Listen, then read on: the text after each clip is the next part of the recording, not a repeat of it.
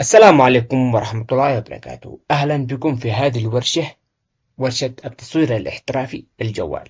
طبعا هذه القواعد ما هيش للجوال فقط، في بداية الإعدادات الجوال وكذا مش مشكلة، وإنما قواعد التصوير تنطبق كمان على اللي معاهم كاميرا. إذا كان معك جوال أو كاميرا تقدر تطبق قواعد التصوير اللي بنشرحها بالفيديو الثاني اللي بعد هذا إن شاء الله، واللي بيكون بعد ساعة من هذا الفيديو. هذا الفيديو بينزل بيكون كيف تضبط إعدادات مهن الأغلاط اللي بيصوروا أصحاب الجوالات، وبعدين بيكون الفيديو الثاني بعد ساعة من إصدار هذا الفيديو. وإن شاء الله بعد ما أكمل هذا الفيديو بنفتح الجروب لمدة ساعة تنزلوا تطبيقاتكم وتصويركم بعد الإعدادات اللي قلت لكم تضبطوها إن شاء الله في هذا الفيديو اللي بيعلمكم كيف تضبطوها. وبعدين في الفيديو الثاني بعد ساعة بيكون كيف تنتج صورة ضخمة أو حلوة، كيف ان تكون مقبوله يعني سواء كنت بجوال او بكاميرا. فركزوا معي في هذا الوجه. اول شيء احنا كمصورين بالجوال لازم نعرف ايش قدرات جوالنا. مثلا كيف يا استاذ نعرف قدرات جوالنا؟ مثل هذا قدرة جوالك، يعني مثلا تعرف دقة كاميرتها كم هي ميجا بكسل، 8 ام 12 ام 16 والى اخره. ومعك كمان عدد الكاميرات، في كاميرات من 5، في كاميرات من 3، في كاميرات من 2، كلها على حسب الكاميرات الموجودة في جوالك. وكمان تعرف مميزات الكاميرا حق الخاصة بجوالك. يعني مثلا أنا عندي جوال فيها الكاميرا في خاصية التركيز، في خاصية التقريب والتبعيد، في خاصية الزوم كثير، في زوم قليل. لازم أن أنا أعرف جوالي بحيث أن أنا أكون منسجم معه عشان أقدر أنتج صورة حلوة، وأقدر أن أنا أصور بحيث أن أنا فاهم جوالي إيش المطلوب أو إيش الجوال، إيش قدرات أو إمكانيات الجوال اللي بيجيبها لي، بحيث أن أنا أقدر أنتج صورة حلوة. نعم. هذا كله يكون علي. مشك عارف تلاقي المواصفات الجهاز مكتوبة فيه، مشك عارف ادخل جوجل اكتب مواصفات جهازك بيطلع لك كامل. نجي اللي بعده واللي هي تعتبر من أهم حاجة أو أساسيات التصوير. الإضاءة التصوير، الإضاءة، يعني الإضاءة طبعا نوعان اللي معك الإضاءة الطبيعية من المصادر الطبيعية، أو معك الإضاءة من المصادر الصناعية أو إيش تعتبر المعدلة. كيف يعني؟ معك الإضاءة الطبيعية اللي نعرفها إلى الشمس، واللي 90% أثناء التصوير إحنا نعتمد عليها، ولكن مش وقت في عز الظهر ولا في العصر، لما تكون الصباح أو قرب المغرب، يعني وقت شروق الشمس أو غروبها. يعني إحنا نشي إضاءة الشمس وليست الأشعة. إضاءة الشمس، يعني لما نجي نصور ما نصور وسط الشمس بيقول لا مش حلو. لازم إن إحنا نصور في مكان ظل. بس اللهم إن إحنا نشي الإضاءة حق الشمس، لأن إضاءة حلوة بتكون إضاءة ناعمة ويا سلام، بتكون بتغطي الإضاءة من جميع الجهات. معك النوع الثاني من الإضاءة اللي زي ما أقول لك اللي الصناعية أو المصادر زي يقول لك الاستعانة بصديق، واللي مثل السوفت بوكس، الرينج لايت، وإضاءات كثيرة. طبعا هذا الإضاءة تقدر تستخدمها بديل الشمس إذا كنت في ليل أو في مكان مظلم ما في إضاءة كثير. كمان في الإضاءة نوعين، النوع اللي هو اسمها إضاءة حادة، ومعك إضاءة ناعمة. الإضاءة الحادة اللي يكون ضوء بشكل مباشر، يعني زي الشمس أو غيره.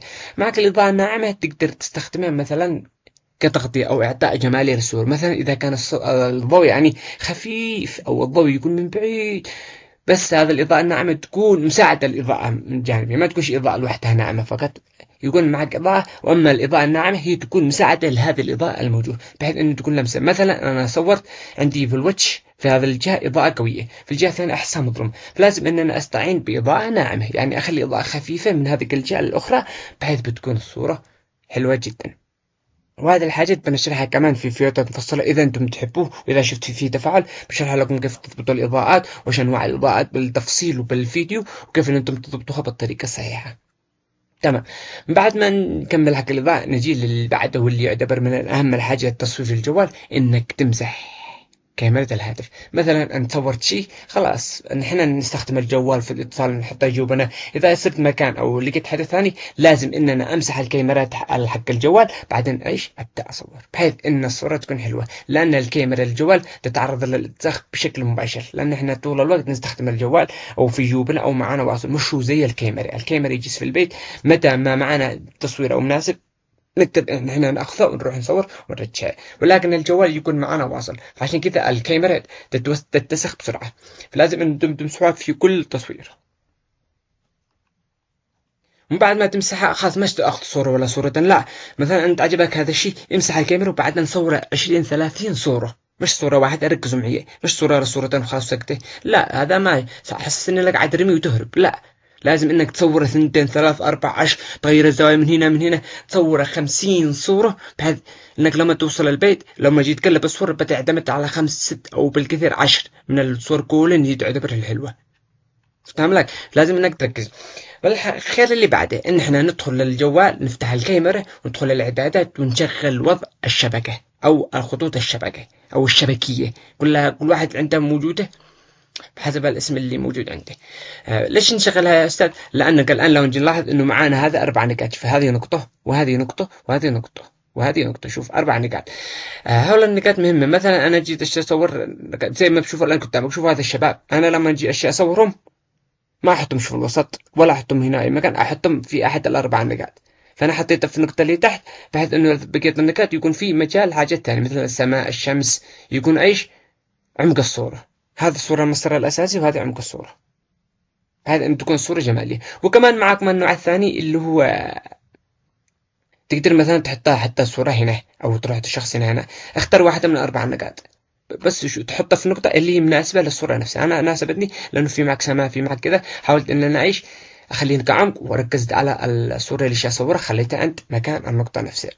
نجي للي بعده. مثلا من أهمية الخطوط هذه أو الشبكة هذه إنك مثلا معك خطوط، خطين بالعرض وخطين بالطول. هذه الخطوط تقدر إنك تشوف هل الجوال مستقيم أو لا. مثلا أنا عندي باب، يعني الباب بنشوفه مستقيم، أكيد إحنا بناخذ هذا الخط ونخلي على إيش، نخلي على حواف، نخلي على حواف إيش النافذة نفسها.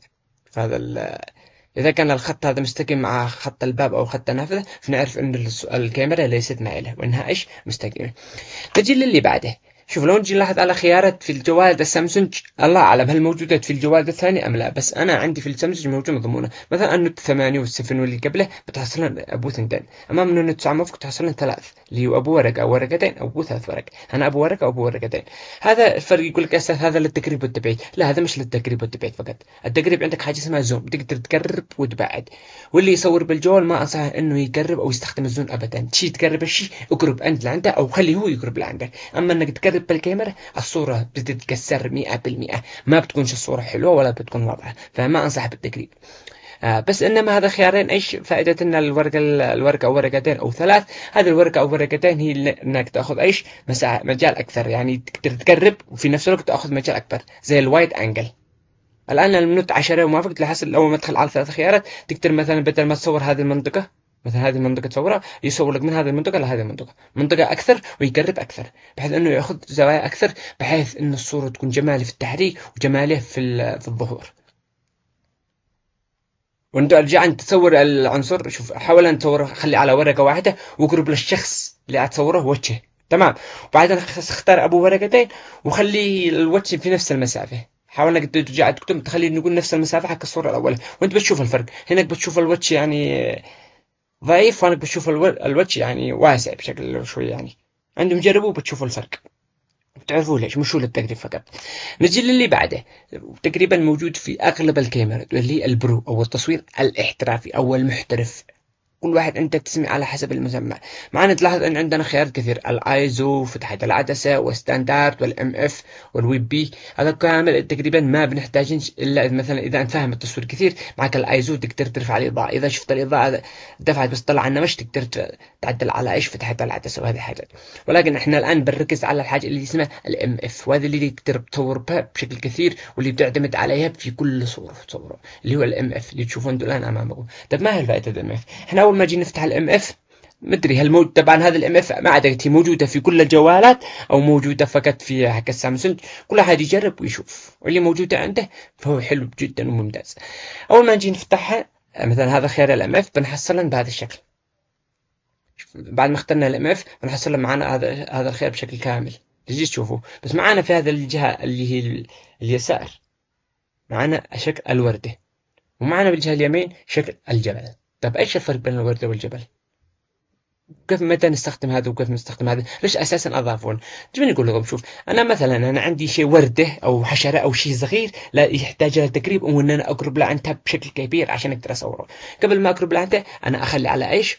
وضع الورده. اجي اختار على وضع الورده وبعدين ابدا اقرب انا ما اقربش بالذوق، اقرب انا او اقربها هي اللي عندي. بالافضل انك تقرب انت. حشره ما تقرب لك يعني ما تفهمش ولا الورده تقدر تقطعها عشان تقرب.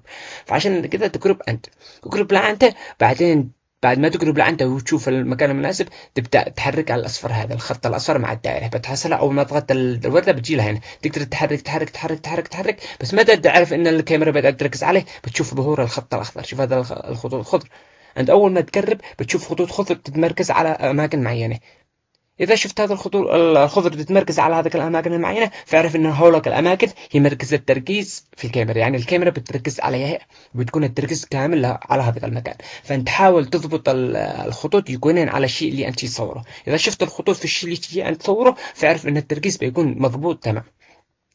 هذا في حالة إذا كان حاجة كبيرة أو صغيرة. أما إذا كانت حاجة بعيدة أو كبيرة مثل شخص أو جبل أو كذا، اختر على وضع الجبل. طبعا الخط والدائرة بنعرف إنه بيجي لهذا الجهة. بعد ما نختار، بعدين نختار الشخص اللي احنا نحدد المسافة اللي بعدين نبدأ نسحب الخط الأصفر. لا نسحب ونسحب نسحب لما يطلعين الخطوط. إذا طلع الخط الأخضر في المكان المناسب، فاعرف إنه هذا مكان التركيز. تمام لكم الآن عرفنا إيش أهمية الوردة ولا الجبل. هذاك اللي القريب وهذاك اللي كان البعيد. والأخضر اللي يقول لك الكاميرا بتركز على هذا الشيء، المكان اللي فيه خطوط خضر، فاعرف إن هذا الشيء الكاميرا اللي بتركز عليه. فأنت حاول تخلي الخط الأخضر يكون موجود في الشيء اللي أنت تصوره. إذا ما شفت شو ما تركز، اقرب، ابعد، غير الزاوية، غير المسافة، تضبط الإضاءة. لما تشوف الخطوط تكون في المكان اللي أنت تصوره، بيكون الصورة مضبوطة 100%. نجي للي بعده، حاجة عندك اسمها زوايا التصوير.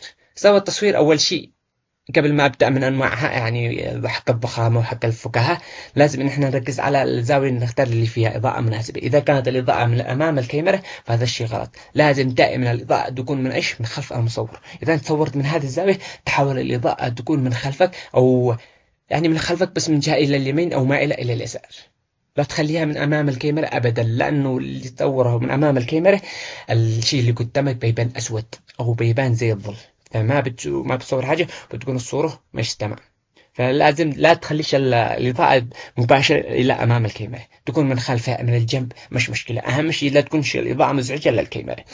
نجي لأهم الزوايا. معك زوايا معك مثلا تقدر تصور مثلا إذا شخص صورته الشيء يخليه يظهر بشكل إعلان فكاهي أو إعلان مضحك، لازم إن أنا أصوره من الأعلى زي منظور الطائرة، من فوق إلى الأسفل، أو منظور الطائر أو الطيور، تشوفه بشكل كوميدي او بشكل مضحك. طيب اذا انا هذا الشيء مثلا كان صغير ولا كبير، ايش انا اخلي العظمه او ابين هيبته؟ اصوره من تحت الى الاعلى زي عين الدوده.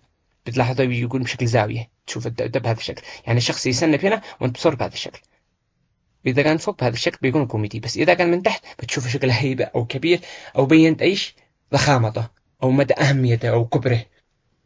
افتهم لكم. وكمان هذا بشرحها كمان في فيديوهات مفصلة إذا عجبكم هذا الشيء، وإذا شفت تفاعل إن شاء الله بشرح لكم بتفاصيل أكثر عن التصوير وخليكم تستفيدوا أكثر. تمام. نجي لأهم حاجة واللي الشائعات الكثيرة والكل بيغلط فيها، واللي هي أخطاء التصوير.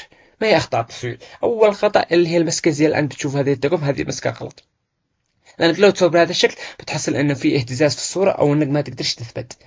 في حاجة عندنا اسمها ستاند. الستاندات بتحصلها برخيصة جدا، واللي موجود في سناوش إني أشتري له من 3000 من 4000 من 2000 كم موقع يقدر يشتري له، هو يقدر يشتري لها، أنا ما عندي أي مشكلة. واللي ما عنده مثلا إمكانية ولا ما يقدر يشتري، يقدر يستخدم يده كاستاند، يعني يحط يده خلف تحت الجوال مثل الاستاند، يحطه ويمسك الجوال.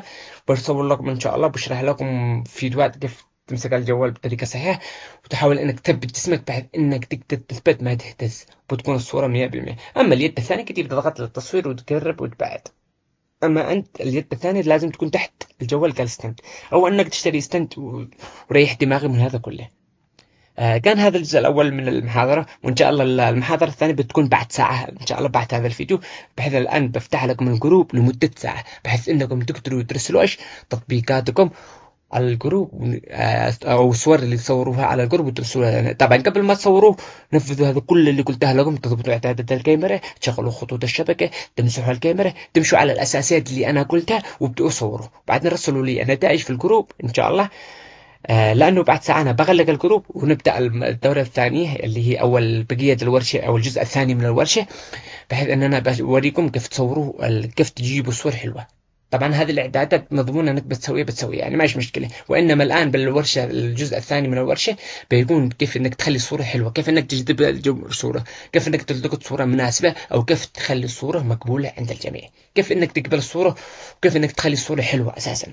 فهذا بشرح ان شاء الله بالفيديو الثاني، وبيكون الفيديو صغير، الجزء الثاني صغير ويكون مهم، وتعرفوا الفرق بين الصور الحلوة والصور اللي انتم صورتوها ونزلتوها للجروب.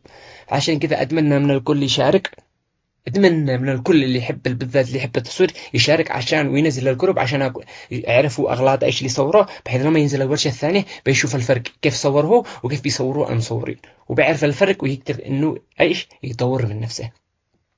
وانتظرونا في الجزء الثاني من الورشة إن شاء الله بعد ساعة، وبتكون مفيدة. وأتمنى أن أنتم أساسا كمان استفدتوا من هذا الورشة الجزء الأول، وعرفتوا ما أهمية الإعدادات والحاجات الموجودة داخل الكاميرا. يعني الشركة لما تجي تصنع جوال ما تجي تسوي هكذا إعدادات عبث، لا، وإنما أي شيء تسوي لازم يكون له هدف أو شيء عمل معين. فهذا الفيديو عندكم، شوفوه كامل وحاولوا تطبقوه وتنزلوا تطبيقاتكم أو الصور اللي أنتم صورتوها للجروب، لأنه معكم ساعة واحدة فقط وبيتغلق الجروب عشان نبدأ بالجزء الثاني من الورشة. وانتظرونا بعد ساعة إن شاء الله في الجزء الثاني. والسلام عليكم ورحمة الله وبركاته.